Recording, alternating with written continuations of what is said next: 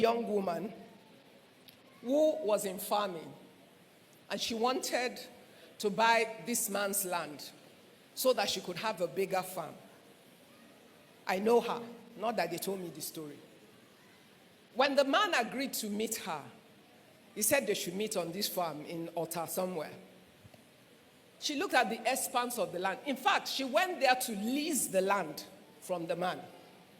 But when he saw this young woman, thought, you are doing all this, yes. What do you want to do with the land? And she explained all her vision and everything and all of that.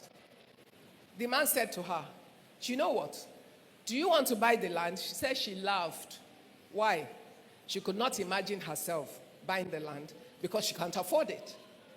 So the man said to her, no, go back and think about what you can afford to pay me for this land. So she thought, what kind of thing is this? When you deposit your accounts in heaven, I want you to know that there's always a day of harvest.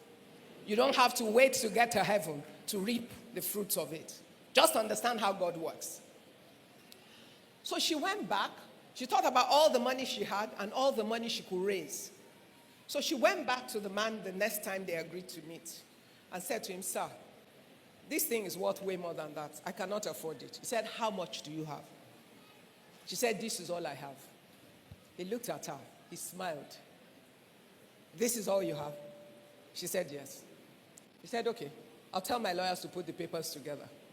That's how he sold the land to her, at the price she could afford, not at the price that the farm was worth. Why? Because that was my first question. So why did he sell it to you? All his children live abroad.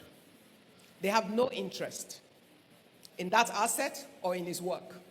The man had labored, he had built up this land and this farm, and for him, he would rather hand it over to someone that will make something of it and use it well than leave it for children that have no interest in it. And therefore, he sold it to this girl for a price that was a fraction of the real value. When the wealth of the Gentile will be transferred, it will be in ways that you cannot think. But wait, don't clap. I need you to pick the lessons. On that day, when the man said to her, how much do you have and what can you put together? If she had nothing, what will she get? Okay.